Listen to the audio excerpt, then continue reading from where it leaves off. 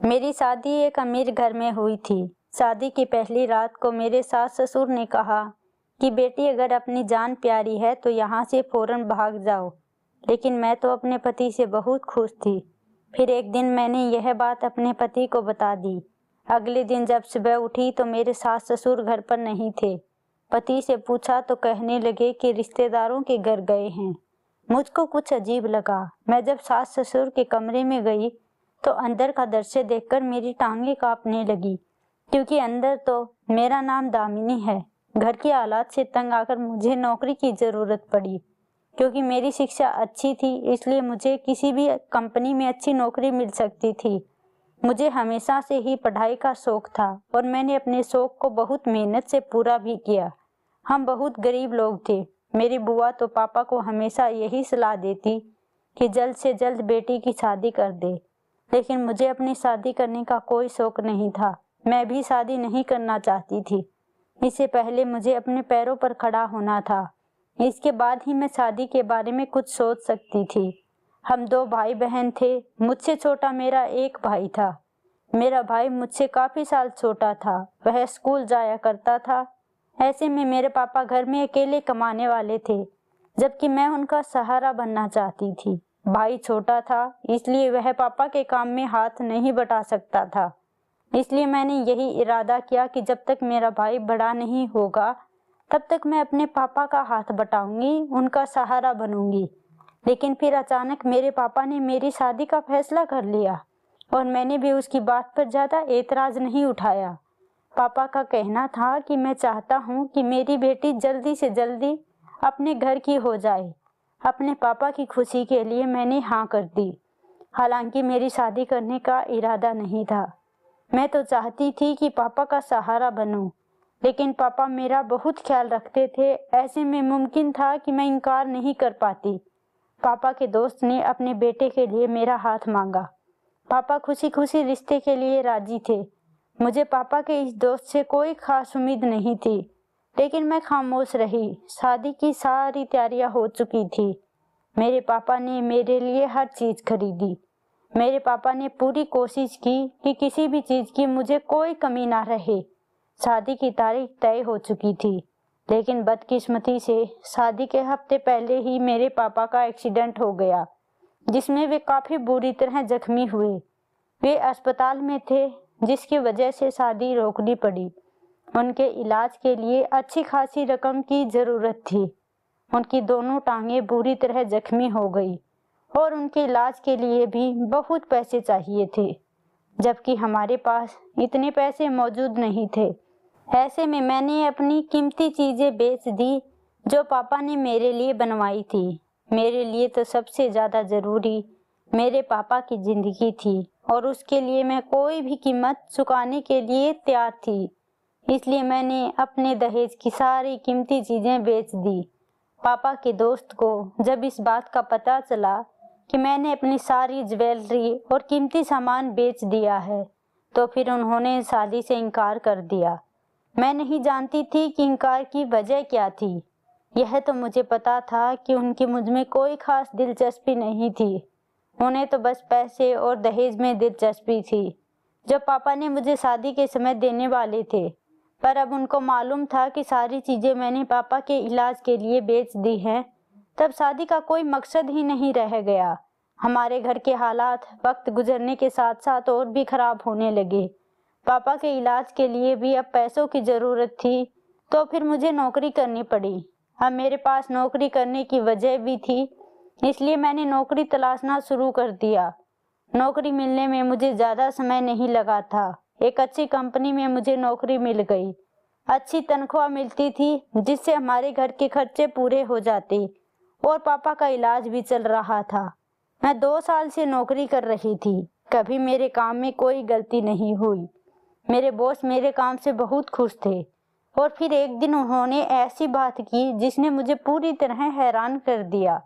मेरे बॉस ने मुझे सौदी का ऑफर दिया। साथ ही कहा कि मैं तुम्हारे पापा की और तुम्हारे पूरे घर की जिम्मेदारी उठाने के लिए तैयार हूँ। मुझे भला और क्या चाहिए था। यह सारी बातें सुनते ही मैंने तुरंत हाँ कर दी। मैंने अपनी माँ से भी इस बारे में मशवरा किया तो उन्होंने भी यही कहा कि शादी के लिए हाँ कर दो, और बहुत जल्दी मेरे बॉस मुझे शादी करके अपने घर ले गए। मैंने यही सोचा था कि मैं उनके ऑफिस में वैसे ही काम करती रहूँगी ताकि उनको यहाँ ना लगे कि मैंने उनके पैसों की खातिर उनसे शादी की है। मैं पूरी मेहनत करूँगी और कोशिश करूँगी कि अपने मम्मी पापा और भाई का खर्चा खुद उठा सकूँ। वह मुझे अपने घर ले आए। उनका घर बहुत बड़ा था। मैं तो उसको देखकर हैरान हो गई। मैंने कभी नहीं सोचा था कि इतने बड़े घर में मेरी शादी हो सकती है। अब धीरे धीरे मेरी शादी को कुछ दिन गुजर गए। मेरा पति मेरा बहुत ध्यान रखता था। मेरे साथ साथ मेरे घर वालों की भी काफ़ी चिंता करता। मेरे पापा का अच्छे से अस्पताल में इलाज चलने लगा, जिससे उम्मीद की किरण नज़र आ रही थी कि मेरे पापा की टांगें जल्दी ठीक हो जाएंगी और जल्द ही वे अपने पैरों पर दोबारा खड़े हो जाएंगे। मेरे पति ने आज तक मुझ पर कभी एहसान नहीं जताया कि मैं तुम्हारे घर का खर्चा उठा रहा हूँ। मैंने अपने पति के जैसा अच्छा इंसान अपनी पूरी जिंदगी में नहीं देखा था। अपने सगे खून के रिश्ते बदल जाते हैं और मुश्किल समय में साथ छोड़ देते हैं, जबकि मेरे पति तो बहुत अच्छे थे। वह मेरे पापा की पूरी जिम्मेदारी उठा रहे थे। ऐसे में मुझे मेरा पति फरिश्ते से कम नहीं लगता था। मैं भी अपने पति को फरिश्ता समझने लगी थी और दिल से अपने पति का बहुत सम्मान करती थी। मुझे ऐसा लगने लगा था कि जिंदगी के सारे दुख खत्म हो गए हैं। मैं पहले की तरह बहुत ही सुकून से और खुशी खुशी जिंदगी गुजारने लगी। शादी के कुछ दिन बाद ही मेरी सास ने मुझे यह कहना शुरू कर दिया कि बेटी यहाँ से भाग जाओ। उनके इस तरह कहने से मैं काफ़ी हैरान रहती। वह ज़्यादा समय अपने कमरे में ही गुजारा करती थी। वह बहुत अपने कमरे से बाहर निकलकर घर में दिखाई देती थी। मैं जब भी उनके सामने जाती तो वह मुझे यही बात कहती कि बेटी यहाँ से भाग जाओ। जहाँ उनकी यह बात मुझे परेशान करती थी, वहीं मुझे डर भी लगा करता कि भला मेरी सास मुझसे इस तरह की बात क्यों करती है। जब मैंने उनसे पूछा कि आप ऐसा क्यों कहती हैं, भला मुझे इस घर में क्या डर है, तो वह जल्दी अपने कमरे में चले जाती और मुझसे कहती कि जो मैंने कहा वही करो, उसी में तुम्हारी भलाई है, नहीं तो तुम बहुत बड़ा नुकसान उठाओगी। हो सकता है कि अपनी जान से भी हाथ धो बैठो। लेकिन ऐसा तो कुछ नहीं था। मेरा पति तो मेरा बहुत ध्यान रखता और उनका व्यवहार मेरे प्रति बहुत ही अच्छा था। मैं अपने कान खुले रखती कि कहीं मुझे कुछ ऐसा सुराग मिले जो मैं बात की सच्चाई का पता लगा सकूं कि आखिर मेरी सास ऐसा क्यों कहती है। मैंने ध्यान दिया कि घर के नौकर अपने कामों में व्यस्त रहते। वे कभी मुझसे बात नहीं करते थे, सब अपने काम में लगे रहते। जब भी घर के नौकरों से मैं बात करने की या कुछ पूछने की कोशिश करती तो वे मेरी किसी भी बात का जवाब नहीं देते। काम के अलावा मुझसे कोई बात नहीं करते। मैं घर के बारे में या फिर अपनी सास के बारे में पूछती तो यही कहते कि हमें इस बारे में कुछ नहीं मालूम, हम तो यहाँ पर नए हैं। इन सारी बातों में एक और बात थी जो हैरान करने वाली थी। वह यह थी कि मेरा पति जब मुझसे बहुत मोहब्बत करता था, वह इतना हमदर्द इंसान था कि मेरे घर वालों की चिंता भी उसे थी, लेकिन अपनी माँ से बहुत दूर था। वह कभी भी ऑफिस से आकर अपनी माँ से मिलने और उसके कमरे में नहीं जाता, और ना ही कभी अपनी माँ का जिक्र मेरे सामने किया करता। ऐसा लगता जैसे वह जानता ही नहीं कि इस घर में उसकी माँ भी मौजूद है। ना ही वे दोनों कभी आपस में मिलकर बैठते, ना ही आपस में कोई बात करते थे। यहाँ तक कि मेरी सास खाना भी अपने कमरे में ही खाती थी। ऐसा कैसे मुमकिन था कि एक घर में सिर्फ 2 लोग मौजूद हैं और वे दोनों भी एक दूसरे से इतनी दूर हैं। यह बात काफ़ी हैरान करने वाली थी। मेरा बेटा अपनी माँ के साथ इतनी बेरुखी से कैसे पेश आ सकता है, वह भी मेरे पति जैसा इंसान जिसके अंदर इतनी इंसानियत मौजूद थी। जो मेरे माँ बाप का इतना ध्यान रखता था, उसे दूसरों की तकलीफ का कितना एहसास था। फिर भला वह अपनी माँ को इस तरह नज़रअंदाज कैसे कर सकता था। सारी चीज़ें देखने के बाद भी मैंने अपने पति से कोई बात नहीं की। मुझे डर था कि कहीं उसे मेरी कोई बात बुरी न लग जाए और मुझसे नाराज़ ना हो जाए, जबकि मैं उन्हें बिल्कुल भी नाराज़ नहीं करना चाहती थी। उसके मुझ पर और मेरे घर वालों पर बहुत एहसान थे। ऐसे में मैं किसी मामले में दखल अंदाज नहीं करती और अपने काम से काम रखती थी। वैसे भी उसका और उसकी माँ का मामला था। मैंने यही सोचा कि धीरे धीरे मैं वक्त गुजरने के साथ मौका देखकर इस बारे में बात करूंगी कि आखिर इन सब के पीछे क्या कारण है। लेकिन दिन ब दिन मेरी सांस मुझे कुछ नया कह देती थी, कुछ ऐसा जिससे मैं परेशान हो जाती। उसकी बातों के साथ साथ मेरी बहुत सारी कीमती चीजें भी मेरे कमरे से गायब होने लगी थी। अब तो मुझे ऐसे लगने लगा था कि शायद इस घर में कुछ अनहोनी घटनाएं होती हैं। शायद इसी वजह से मेरी सांस मुझसे यही कहती है कि तुम इस घर से भाग जाओ। पहले तो सिर्फ और सिर्फ मुझे परेशानी होती थी, लेकिन अब मुझे डर लगने लगा था कि इस घर में कुछ तो गड़बड़ है। मेरे दिमाग में एकदम से ख्याल आया, क्या इस घर में किसी भूत का साया तो नहीं? क्योंकि ऐसा कैसे मुमकिन था कि मेरी चीज मेरे कमरे से गायब हो जाती, जबकि अपने कमरे की सफाई मैं खुद करती थी और कोई नौकर मेरे कमरे में बिना इजाजत के नहीं आता था। वैसे भी नौकरों की इतनी हिम्मत नहीं थी, क्योंकि गुम होने वाली चीजें कोई आम नहीं थी। एक दो चीज गुम होने पर मैंने कुछ नहीं कहा, लेकिन जब यह सिलसिला नहीं रुका तो मैंने घर के सारे नौकरों को इकट्ठा करके पूछा, लेकिन मुझे इस बात से कुछ हासिल नहीं हुआ। सबने इनकार में सर हिलाया कि मेम साहब, हमने आपकी कोई चीज नहीं उठाई। मेरी सास मेरे पति के ऑफिस जाने के बाद अपने कमरे से निकलती और मुझसे यही कहती कि अगर अपनी खैरियत चाहती हो तो इस घर से जितना जल्दी हो सके चली जाओ, उसी में ही तुम्हारी भलाई है। वह यह भी कहती कि यहाँ रहकर तुम अपने आप को बर्बाद करोगी। इस घर से जल्द जान छुड़ाकर भाग जाओ। कुछ दिनों से तो मैं यह सब कुछ बर्दाश्त कर रही थी, लेकिन जब सारी चीजें मुझे बहुत ज्यादा परेशान करने लगी तो मैं अपनी परेशानी खत्म करना चाहती थी, और यह एक ही तरीके से हो सकता था कि मैं अपने पति से बात करूं और इस बात की तह तक जाऊं। जबकि मेरी सास तो पूछने पर कुछ नहीं बताती थी। मैंने अपने पति से ही बात करने का फैसला कर लिया और उसके आने का इंतजार करने लगी। पति के आते ही मैंने मौका देखकर यह सब बात उनसे की, सारी बातें उनको बताई। मैं जानना चाहती थी कि इन सब के पीछे क्या कारण है, लेकिन मेरे पति ने कहा कि ऐसा कुछ ही नहीं है और इस समय बहुत थका हुआ हूँ, इसलिए अब इस बारे में कोई और बात मत करना। यह कहकर वह सोने के लिए लेट गया। जब मैं सुबह उठी तो मेरी सास पूरे घर में कहीं मौजूद नहीं थी। मुझे लगा अपने कमरे में होगी, पति के जाते ही बाहर आ जाएगी। लेकिन मेरे पति के जाने के बाद भी मेरी सास कमरे से बाहर नहीं निकली। जब मैंने उनके कमरे में जाकर देखा और मेरे नौकरों से पूछा तो उन्होंने भी कह दिया कि बड़ी मेम साहब तो घर पर नहीं है। मैं बहुत हैरान हुई। शाम को जब वह ऑफिस से घर लौटे तो उनसे पूछा कि तुम्हारी माँ कहाँ चली गई, तो उन्होंने कहा कि वह अपने रिश्तेदारों के घर चली गई है और कुछ दिन वही रहेगी। इस बात पर मैं हैरान थी कि वह मुझे इस तरह कैसे अपने रिश्तेदारों के घर चली गई है। आज से पहले तो वह कभी नहीं जाती थी। मुझे कुछ ठीक नहीं लग रहा था। मुझे महसूस हो रहा था जैसे मेरे साथ कुछ गलत होने वाला है, जो मुझे मालूम नहीं था। अब तो मैं अपने पति के जाने का इंतजार करने लगी। अपने पति के जाते ही अगले दिन मैं अपनी सास के कमरे में गई और जाकर उसके कमरे की तलाशी ली। वहां जैसे ही मैंने बेड की चादर हटाई तो मेरी जान निकल गई। नीचे से मेरा वही हीरो वाला सेट निकला जो शादी के मौके पर मेरे पति ने मुझे मुंह दिखाई में दिया था, और शादी के 2 दिन बाद ही मेरे कमरे से गायब हो गया था। मैं इस बात पर हैरान थी कि मेरी सास के कमरे में यह कैसे आया और उनके बेड के नीचे क्या कर रहा है। तो क्या मेरी सास ने चुराया था?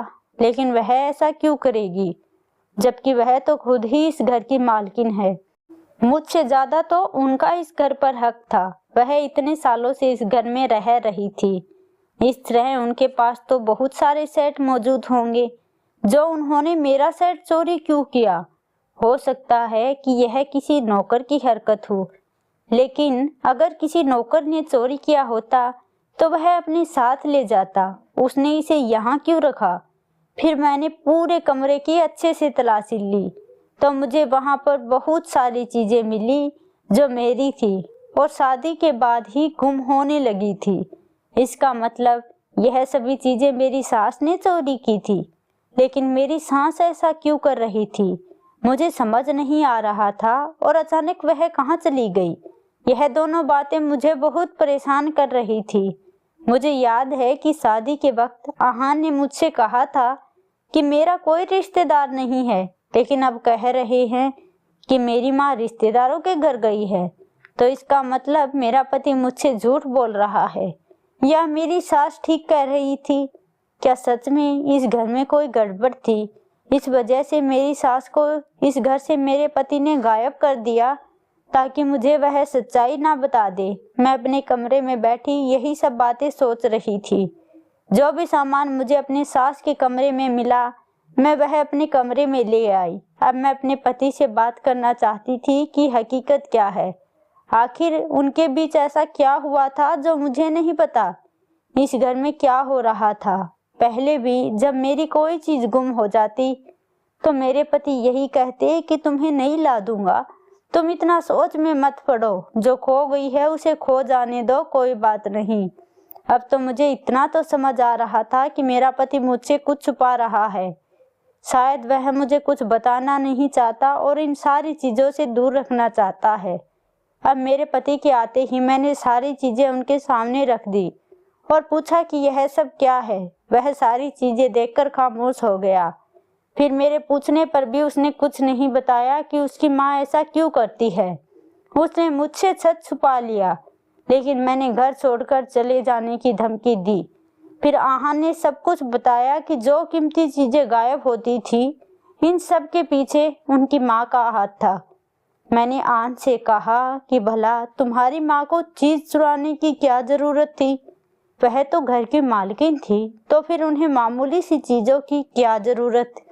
फिर उन्होंने पूरा सच बताया कि इस घर में जो औरत मौजूद थी वह मेरी माँ नहीं, बल्कि मेरे पापा की दूसरी पत्नी थी। मेरी असली माँ तो मुझे जन्म देते समय मर गई थी, जबकि यह औरत मेरे और पापा के ऑफिस में काम करती थी और मेरे पापा की मामूली सी सेक्रेटरी थी, जिसने दौलत की खातिर लालच में आकर मेरे पापा से शादी की थी। यह पापा के मुकाबले उम्र में बहुत छोटी थी। मेरे पापा जो कि एक बेटे के बाप थे, ऐसे में वह औरत खूबसूरत भी थी और इसी वजह से मेरे पापा को फंसाने में कामयाब हो गई और शादी करने के लिए मेरे पापा को राजी कर लिया। आहान ने बताया कि उस समय मैं बहुत छोटा था जब मेरी माँ मर गई। मेरे दादा को भी यही लगने लगा था कि इस घर में एक औरत की जरूरत है जो मेरा ख्याल रख सके। मैं 8 साल का था जब मेरे पापा ने दूसरी शादी की थी और इस औरत को घर लाए। इस औरत से मेरी कोई दुश्मनी नहीं थी, लेकिन जैसे जैसे समय गुजरता गया मैं समझ गया कि यह औरत बहुत ही चालाक और धोखेबाज है और सिर्फ उसने दौलत के लिए शादी है। फिर कहने लगे कि मैं मेरे पापा के बहुत करीब था, लेकिन दौलत हासिल करने के लालच में इस औरत ने मुझे मेरे पापा से दूर कर दिया और पूरे घर पर खुद ही कब्जा कर लिया। इस घर की कीमतें चुरा कर ले जाया करती और अपने रिश्तेदारों के घर पहुंचा देती और मेरे पापा के सामने मुझ पर चोरी का आरोप लगाने लगती। लेकिन मेरे पापा ने मरते वक्त अपनी सारी जायदाद और बिजनेस मेरे नाम कर दिया और फिर मैं बिजनेस संभालने लगा।